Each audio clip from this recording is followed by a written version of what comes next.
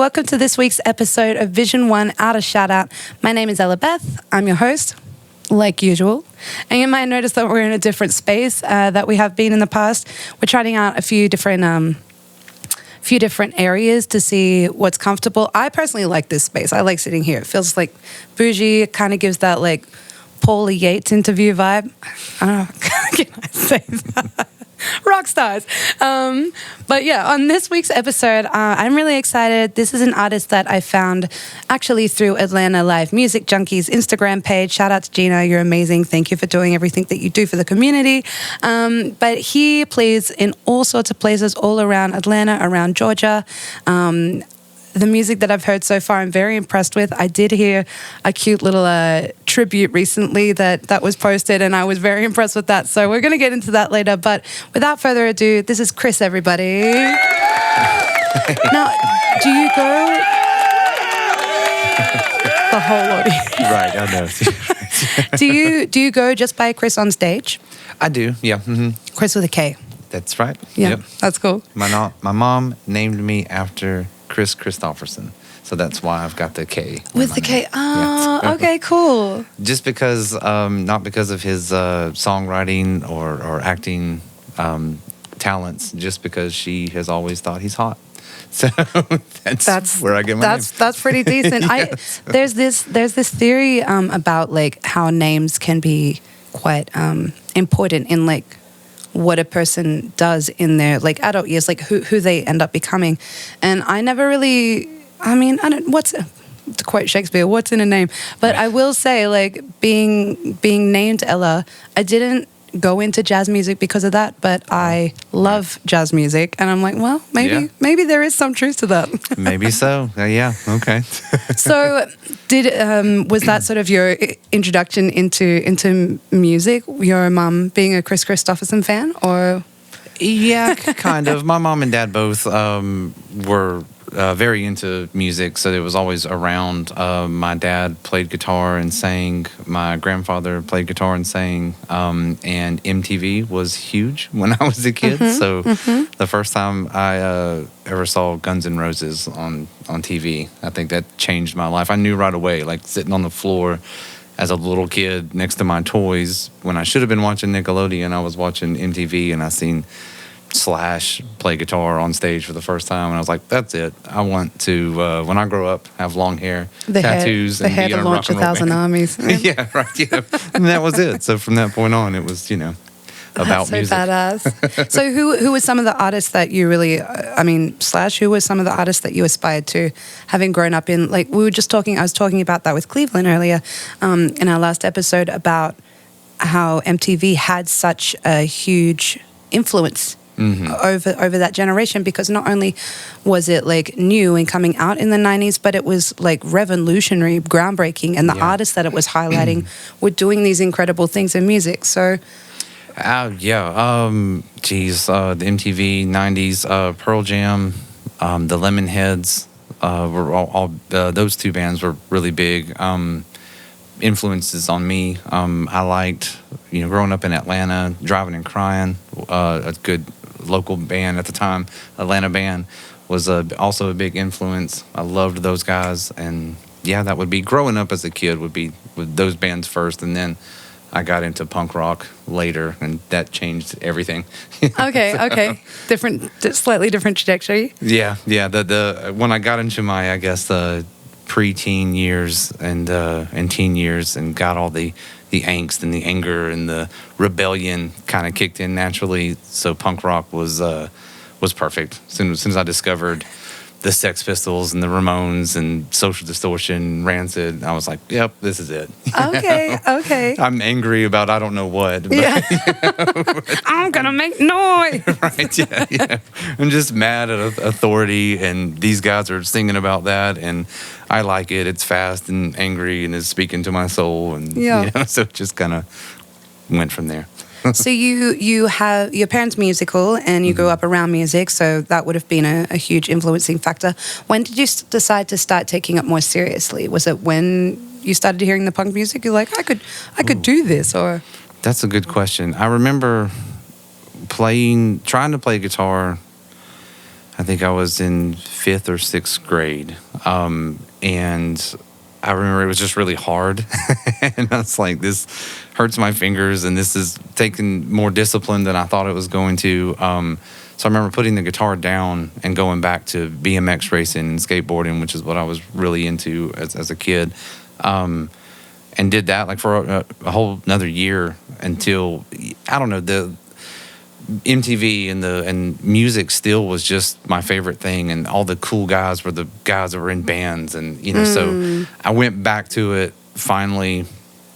I think, like I said, a year later, and picked the guitar back up and never put it back down. Took it seriously, and then right at that point, I had a vinyl record player. My dad was really into vinyl records. So was my mom. So he got me my first record player, and right away, like, took me to Little 5 Points in Atlanta, and I bought my first album was Operation Ivy from Criminal Records. Yep. Yeah. Shout out Little 5 Points. I love that part of town so much. Yeah, right. And I actually think it was Wax and Facts, which was be the they had like just a really awesome punk rock section. Nice. Nice. And so Operation Ivy, and then as I put that record on and just tried to do that with my guitar. Okay. Okay. And then took it seriously, pretty much from that point on. So. Okay. So then how did you, like, growing up through school and then getting out of school, what was sort of your trajectory into getting into music and being, like, performing as a money making tool? Like, how did you make that happen? I think, I was already performing all over town in my punk rock band. But then I think what really made the switch for me in my life outside of like high school and things like that was going to the Atlanta Institute of Music and studying for guitar there. Okay. And at that point, it got much more professional. Do you know Bill Hart by any chance? Very well. Oh, we love Bad Bill. He was, I was just on a stage with him last night. That's cool. I love him too. He was one of my instructors there. Awesome. Such a cool guy. Love and cherish my times with him in that school, and learned a lot from that man.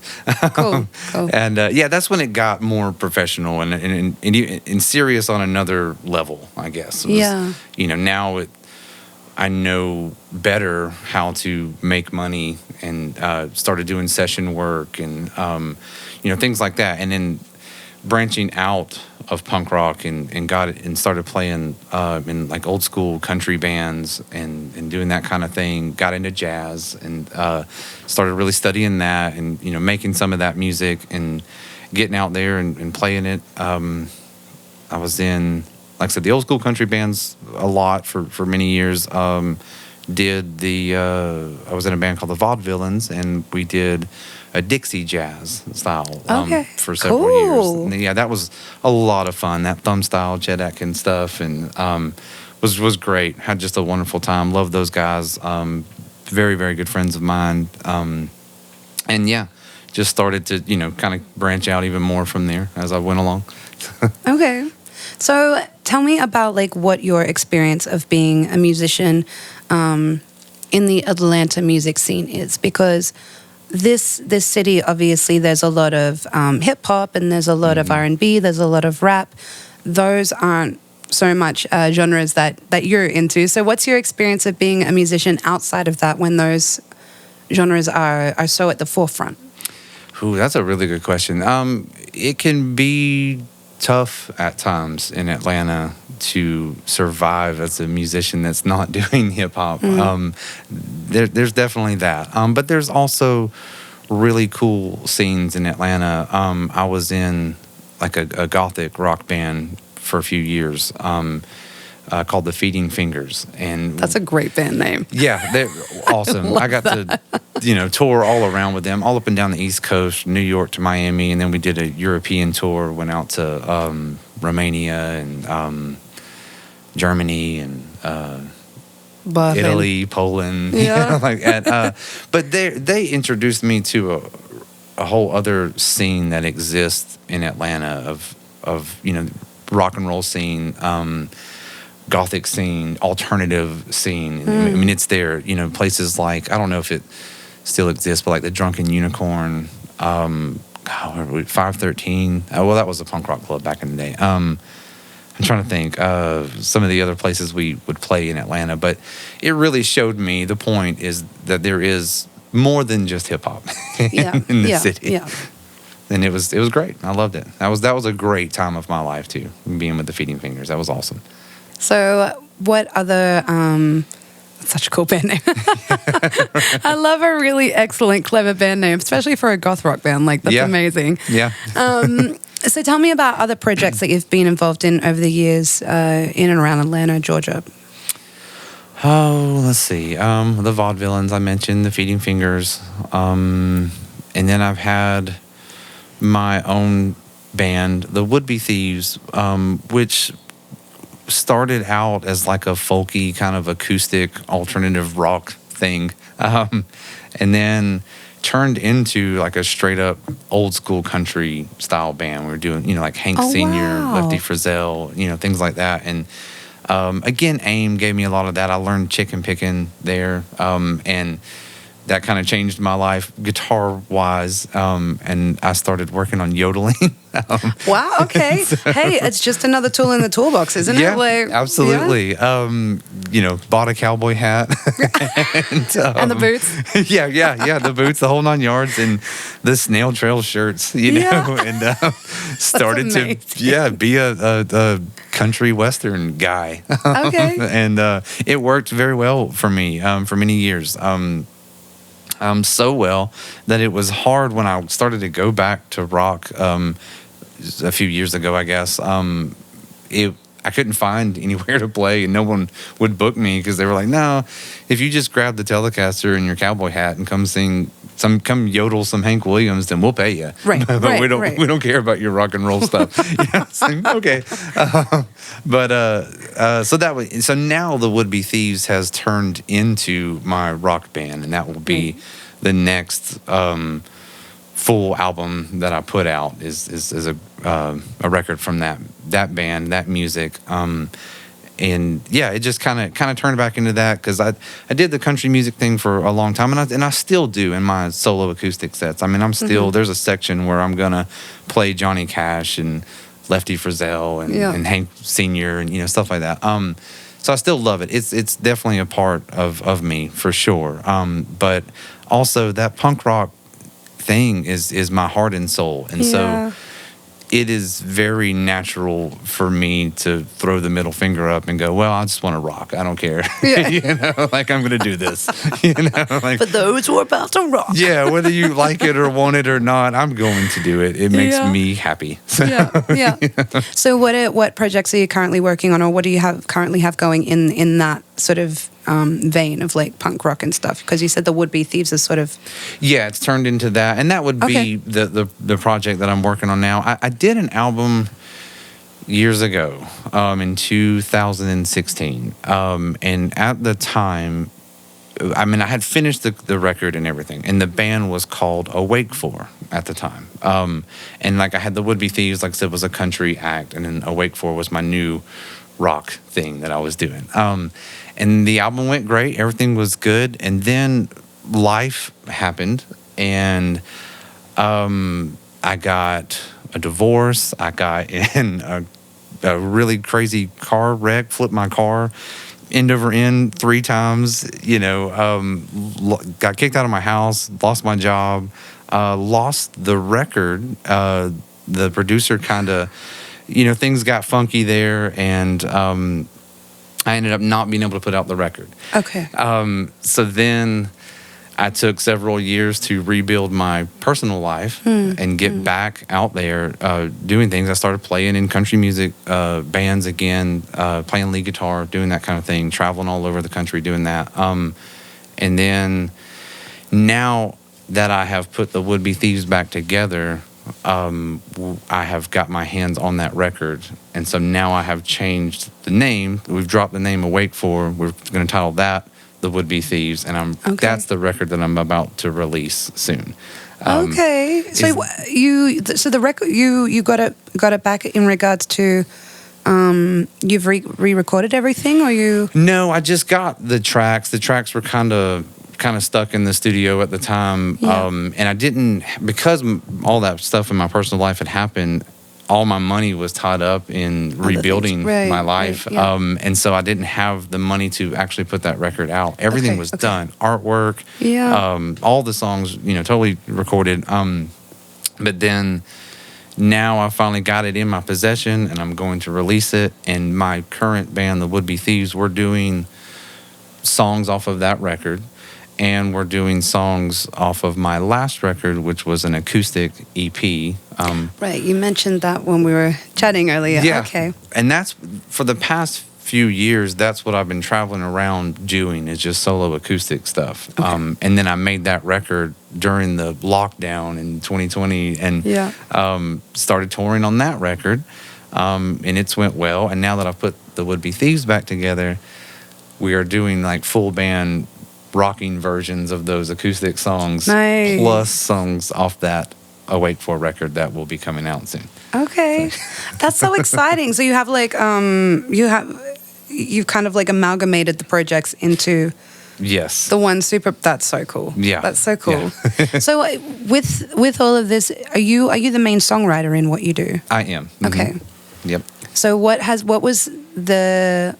Can you tell me, in a nutshell, what was the inspiration between the Awake For album, and how have you managed to meld that into what the inspiration of what you recorded during the pandemic? Because I'm sure, very different times of your life, and it is. Again, a good question. I feel, well, some of the songs that I had did and recorded on that acoustic EP were songs that I had originally wrote for what would have been the second Awake For album. Okay. And I feel like I got kind of lucky that they translated into acoustic songs so well. And I was like, well, that worked out. And so I put it out, and it was good. And I started performing them live, and all that kind of worked out. So now putting a band together behind it and kind of turning them back into rock songs was very easy to kind of go back in that direction. And do you do a lot of the producing as well? Like, do you write the song? Can you hear what you want in your head? Are you able to? Yes, I do. I mean, I'm open to other people producing. When I'm in the studio, I am open to that. The suggestions come through, and a lot of them are very good. And I'm like, wow, I never heard it that way. That's a great idea. Yeah, let's do that. That's awesome. But yeah, for the most part, it's all in my head, and I'm like, here's how it should sound. Right. If you've got any other ideas, that's great. Let me hear it. But this is it. But this is how I'm imagining it. Yeah, no, I totally feel you. So I mentioned in the intro that I gave about you that I recently heard a little short recording. I think it was on a reel on Instagram, but it was a song that you'd written or rearranged for your son's birthday. Yes. So do you also I'm like, is that what you like moonlight with doing, is like cool, catchy little fun songs as well? Yeah, most of my songs are pretty dark. I'm definitely a ballad kind of guy, but occasionally I'll come out with some lighthearted, kind of funnier stuff or whatever. I do have a sense of humor. Yeah. And that song came originally from, so my dad and I used to do a lot of hiking. He was very into nature and hiking and camping and stuff. And so he would always sing this melody just to kind of get on my nerves. He would just kind of sing it kind of over and over again. He would make up different words every time. And it used to drive me nuts as a kid, but it stuck in my head my entire life. And so when my first son was born, I kind of turned that song into this little acoustic fun song just about me loving him so much. Yeah. And, no matter what happens, if, I don't know, life is weird, I will always love you. And, you're the most important thing ever in my life. And so that kind of turned into a punk rock song as well. Cool. And so that song was on that Awake For record. And so this year, since I'm putting that out finally, it's really kind of a funny or interesting story for any musicians that listen to this and that may need to know this. The song was only like 30 seconds long. Okay. Because it's just a fun little thing. Yeah. Well, when I tried to release that on through, was it DistroKid, and where they put it onto Spotify and iTunes and all the stuff. iTunes and Spotify and those platforms won't allow you to do a song that short. It has to be at least a minute long. Oh. So, yeah, here's some fun information. No way. And some of that came from one of my favorite records growing up. And, again, being so into the punk rock scene, I loved the Fat Records compilations that Fat Mike from NoFX would put together. And he would do NoFX. Yeah. Love. And he did a compilation. He would do like fat music for fat people and do all these funny, because he's got a hell of a sense of humor. Well, then he did a compilation called Short Music for Short People. And it was like 101 songs from all these punk bands that were just doing 30-second songs. And it was great. So everything just packed a punch. It's like you just slammed it for 30 seconds and then you were out. So that was kind of where I was coming from, on that. I was like, well, cool. I've got one of those, and it's about my son, and it's got this kind of cool story to it from a melody that my dad used to sing. And so it worked until I tried to release it. And they said, well, you've got to have it at least a minute long or the stores won't accept it. And I was like, okay. So that's where I got the idea to go back into the studio. And then I just wanted to record the same song, like 30 more seconds of the same song, but acoustically, and make it kind of crappy sounding at first, like it's like you're listening to it in old radio or something, And then when that's done, it just kind of slams into that punk rock version, and now we have a minute's worth of material, and we can release it like that. And then I chose to release it on my son's birthday as kind of a surprise, birthday gift. Hey, I love you. Here's this song. That's so cute. So that's the whole story behind that song. You know what? I find that interesting, though, that the streaming platforms won't allow less than a minute, because in my experience, in some of the greatest albums, particularly with concept albums and stuff, some of the greatest intros or outros for songs that are very much an art piece on their own might only be 46 seconds. How are you going to tell me that it must be a minute? It's my creativity. That's bro. How I felt about it. I mean, because I had uploaded it and everything was good, and then they sent me an email the next day or something. And if you're trying to make a deadline on any of this kind of releasing material, you have to give it at least 2 weeks, ahead of time, and all that kind of stuff. And so I was kind of already pushing it. I was like, man, if I'm going to get this out by his birthday, I better, go ahead and release this now. And so I did. And then it was the next day or a couple of days later, they emailed me and said, hey, it's not long enough. Spotify won't accept that or whatever. Right. And I was like, oh, man. Well, first off, why not? Yeah. It's my thing, and it's just music, and I should be able to do whatever I want to do. Who are you to tell me? Right. That, but I was like, okay, well, let me think. What can I do? How can I make this work? Because I really liked the idea. Right. I wanted to surprise my son. I thought it would be really sweet and cool, and so that's where I was like, okay, well, I'll sit down and I'll do this acoustic version of it and just kind of tack it on the front. Yeah. And it'll have that kind of effect, hopefully. It'll kind of slam at the end and just almost be like a surprise. Yeah. So. Hey, I love it. It's like taking just being a little bit more, using a bit more ingenuity than I think so. So with regards to the projects that you have going on, you've got your band stuff going on. You said that you're on touring, you tour fairly frequently.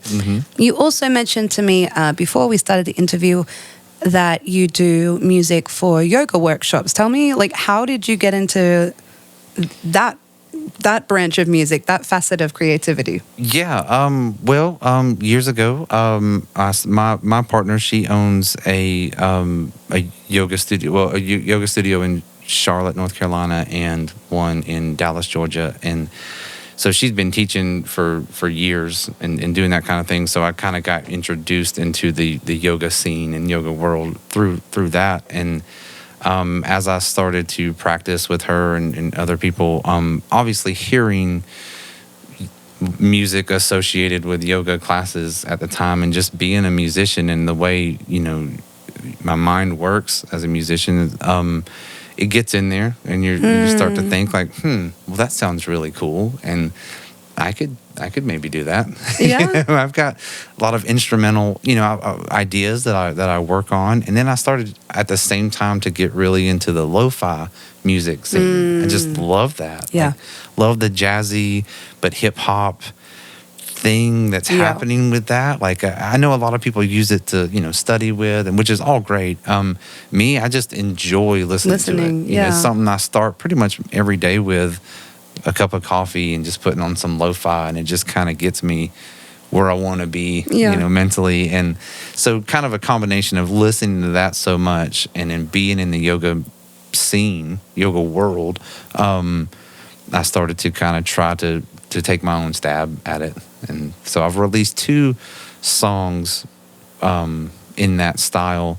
And I'm going to keep releasing them as singles until I've got the entire album written. I just, financially, you can only afford to do so much. Yeah. I'm really excited about getting back into the studio with that and finishing that record up. And at the end, it'll be a full record that I will title Breathless, because it's going to be all instrumental. Okay. And it's also kind of a tribute to my dad. He kind of raised me in the Asian culture. He was Buddhist, and he taught martial arts all my life and practiced meditation, and it just really exposed me to that kind of thing. So I know that he would be really proud of this music and this whole thing. It would be something that he would really like. And so that's going to be like the cover, and the cover of all the singles that I've put out is me as a little boy when he knighted me as a ninja. We had the whole ceremony, and drank the hot tea and put me in my gi, and gave me my bandana and my sword and everything. And just what? You're a ninja? I didn't even know that there was such thing as a knighting ninja. So I'm learning so much today, so much. And so I'm kind of I'm using that as the artwork, and then so the cover will be that picture of me, and every single so far is that. But another thing about it, with each single, it's different colors, and it goes on. And I know I'm not going to say this right. The colors of the belts? Oh, well, no, but that would be awesome. That would make a lot of sense. It's the only other thing I know about ninjas and martial arts. Yeah, it's God, I know I'm not going to say this right. But it's the chart of the different chakras. The next thing I was gonna say was the chakra chart, right? Yeah, and so each release is a color themed to the different chakras, but it's the same picture of me as a little ninja boy. That's cool. And the back of the record will have the artwork will be where my dad is there, sitting, and then it's me, and we're bowing to each other, and that kind of thing. So, I love that. I really appreciate that with artists when things like something that has thematic albums or concept albums where there's a string that sort of holds everything together. That's cool. And the fact that you're doing it as you go, as you have the means to do it, as you have the time and stuff, but that it has all of that, the history for you, the personal history, is what brings it all together. I love that. That's really cool. Yeah, definitely. And so also with that whole process, I started performing these songs before I ever really recorded them. Just started performing them for yoga classes, and it just kind of worked into. I would have teachers at the end of it ask me oh, do you have any of this recorded? I would love to play this for my classes, and I was like, no, but I'm working on that. Yeah. So the reception's been good when you've done it live? Yeah, it's been great. It really has.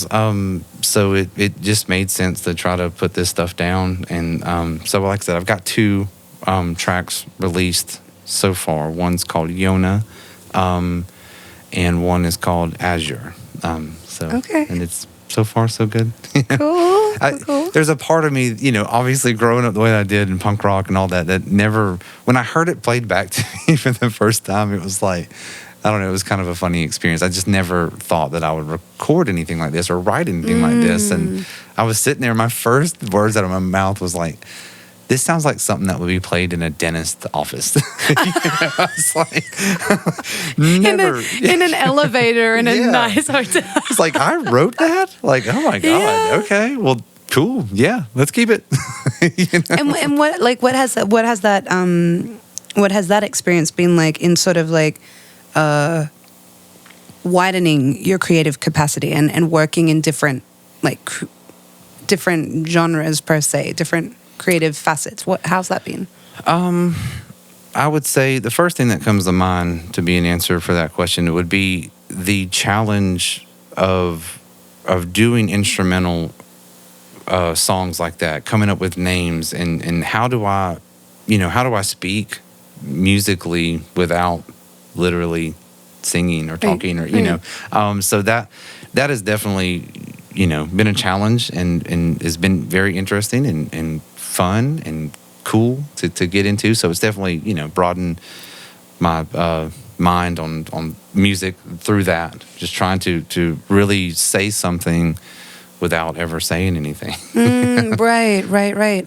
Yeah, I mean, when I songwrite, the lyrics are what usually come first and come most naturally to me. So me too. That's really interesting to hear from the other side of things. Like, how do I create something that doesn't have a verbal message? Yeah, that's really interesting. It have a vibe, have its own vibe, and have a meaning of some sort. And then like I said, trying to title that, like, well, what do I call it? Because it doesn't have any words. Yeah. Which, I mean, when I was with the Vaudevillains, that was pretty much an all instrumental group as well. There would be different performances that I would be asked to sing while depending on the type of show that we were doing. But as far as the recordings, we did one album of originals, and then we did one Christmas album, and they're both instrumental. So I mean, I do have some experience in that, but it was a little different because I wasn't as much in the driver's seat with that. That was my buddy Cody Young that really wrote all that, and I was just a part of it. I mean, I did help write, but still, it was more his baby, and so now with me being in the driver's seat, I'm like, oh wow. It's been a little bit of a challenge of how to figure out how to do that. That's so interesting. So what about for the rest of this year, for the rest of 2023? What have you got coming up, like in the immediate future? I've got that rock album coming out soon. I just have to decide like what the next single is going to be and kind of how I want to release it. I mean, it's all there. It's it's up to me of how I want to do it. So there's that. I'm really excited about this band coming together. We have possibly our first show coming up on April 8th. Okay. And we're kind of back and forth on that. I mean, it's pretty definite. We're getting prepared for that, and we're working on that. So hopefully we get to kind of unveil this thing then. Okay. And I'm excited about that. And then the very next day, on the 9th, I will leave for that cross-country run again out to Colorado to play some shows. I'm really excited about that. It'll be my third time going out there, and I just really love that state. It's been an awesome experience every time. Hope to be, releasing more of this yoga music soon. Getting back into the studio with that. I also have another thing I'm really excited about. Another instrumental track, but it's totally different. It's like a chicken picking, like barn burning, fast country thing. Cool. And then it's got like a slower like blues breakdown in the middle. And that is a song I wrote years ago that I'm finally getting to bring to the light. And my plans with it, the first version that we put out is going to be me and a good friend of mine named Dave Harper. He's been like a father to me. He's definitely my favorite guitar player in the world. He's just an awesome guy and just an incredible player. So the first version will feature him. He's going to come in and do a couple solos on it. And then from there, my plan is to kind of do like the rappers do and do remixes. So like every few months or whatever, I will re-release the track but with a different guitar player every time. Nice. I like that. Yeah, and it's kind of my way. The whole thought of it originally was a way to kind of, how do I say, like showcase my friends and people that I just think are amazing players that I think the world should know about. Absolutely. You know, if you're paying attention to me at all, and it's that feeling of kind of like, oh wow, you like this, man, you should see this guy. Yeah, right. Let me show you something cool. Yeah. Yeah, like man, Dave Harper is amazing. I've got a short list of guys that I want to be a part of it. And so every time I re-release it, it'll be like, remix 2 featuring so and so, and so kind of keep doing that track, but showcasing my buddies and because they're awesome. I love that. And another guest recently was saying how like who you go up with is really important, because those are the people who, like, if ever you're on the come down as a musician or coming down as a musician, like if you've brought people up with you, like those people don't forget that, people remember that. And I think that's really beautiful, especially as we were talking about, like the Atlanta scene. There really is a really beautiful community here, and it might be a little bit more like undercurrent, but there's a really beautiful community and culture and scene of musicians who really support each other and really want the best musically for the people that they know, like really truly want that. So I think that's so cool. Yeah, and I love that kind of thing. I just love that. I love supporting, people supporting each other. I've always been about that. A lot of my records I've done is sometimes feels like a party. I want you to come and do your thing. I'm like, hey man, I wrote this song, but it would sound cool if you sang on this or if you played whatever that you do. I love it. I think you're amazing, and I want you to be on this. Yeah. So it's always, a lot of times, not every time, but it could end up kind of like a party. Like I, want all my friends to come and do their thing, because I love and respect them so much. That's so fantastic. So while we get ready to wrap up, can you let everybody know where to find you on social media, if they want to find you or your band, where to listen to your music, all of those good things? Yeah, I think I can do that. Let's see. I know if you go to my website, kamusic.net, and that'll have it all there. It's got my Instagram and Facebook and what are the other things? TikTok. I do that. And cool. Really? Cool. Yeah. So I make videos. I'm trying to think. I know I'm probably forgetting something. I try to do all the things. And I think I would have to look on my phone to know the address to some of the other places. I could maybe say it. Let's see. KRIS, KRIS _Anderson81 is my Instagram. And then how do you do the Facebook one? I think it's just Christopher Anderson. Oh, and then I've got Chris Anderson as well. That's like actually my music one. Page. Okay, yeah. Cool. But if you go to, and you can look me up on Spotify. I'm there as well. There is another Chris Anderson. He's wearing a cowboy hat. I'm not the one with the cowboy hat. That's really? Yeah, that's ironic though. Yeah, I know. I have a few, but it's not me. Not in that one. Yeah. So yeah, you can find me there. But kamusic.net is definitely, you can find it all there. My shows, music, links to everything, my social medias, and the whole 9 yards. Cool. Well, thank you so much for coming along today and having a chat with me. Yeah, my pleasure. Thanks for having me. It's been fun. I appreciate some of the little tidbits of information. I'm like, I didn't know that. So now I know that you can be knighted as a ninja. That's really cool. Right. Yeah, and I'm probably not saying that right. But you know what? Even that just sounds, I'm like, that sounds like a great band name, the Knighted Ninjas. Yeah, that's cool. Yeah, man, why didn't I think of that? That's a great idea. I love that. So the album might be the Knighted Ninjas, not the Would-Be Thieves. I don't know. We'll see. We'll see. Yeah. Side project. Yeah, right. Yeah. And on that, to that note, if you are an artist in Atlanta or around the Georgia area, or even if you're from further than that and you're going to be in Atlanta and you'd love to come along and be here on the Artist Shoutout podcast, please let us know. Please reach out to us at Vision One Media ATL on Instagram. You can find us at vision1social@gmail.com. We've got Facebook, we've got YouTube. We don't have the TikTok yet, but that's a work in progress. But we would love to hear from you, and we would love to get involved and connected if you would love to come along and be part of this, or even just share your music with us. You know, we were really happy to just do what we're doing, networking and connecting the music community in Atlanta and the wider area. So, yeah, it's great to have you along. And thank you so much. I appreciate it.